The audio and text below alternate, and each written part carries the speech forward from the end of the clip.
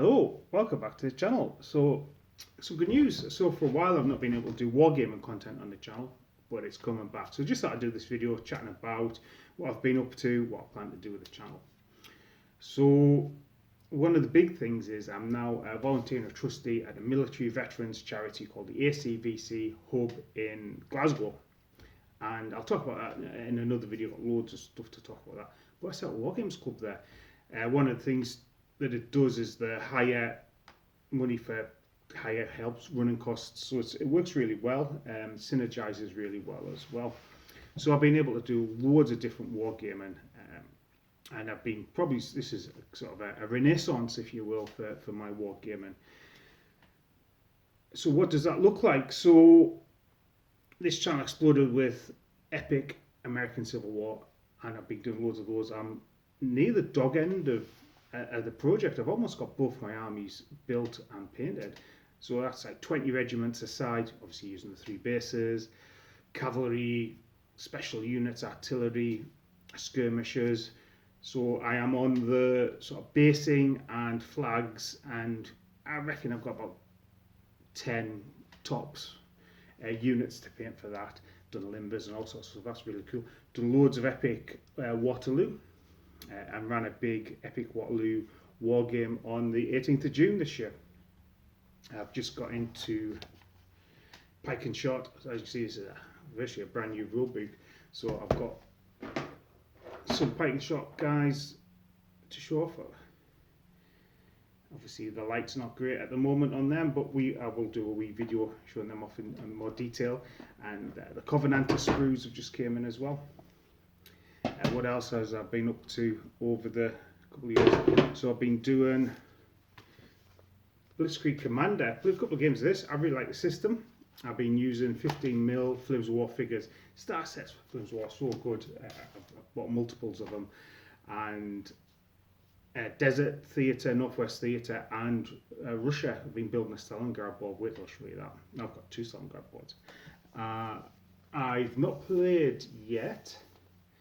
This is one of the several Samurai rule sets I've picked up.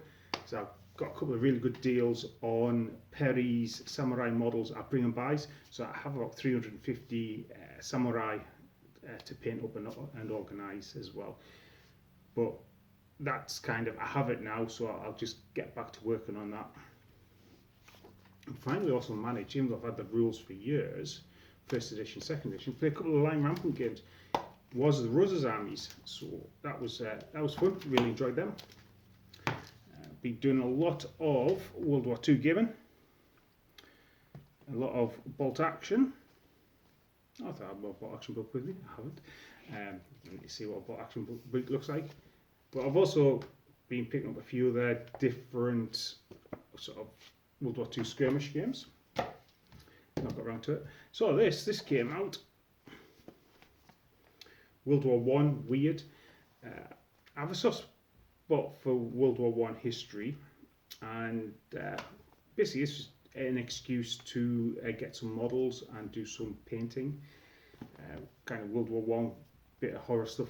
You know, I do like horror role-playing games and stuff, so that's dovetails actually in that. I also picked up a deck of tarot cards with it, and I've not looked at tarot cards since I was at university, so that's been quite interesting. Out of left field, did some DBA and DBM. So I've got models. I've finished a couple of DB armies. It was Trojan Wars, Mycenaeans and Trojans, and I was fancying playing some big games, so I was looking at maybe DBM.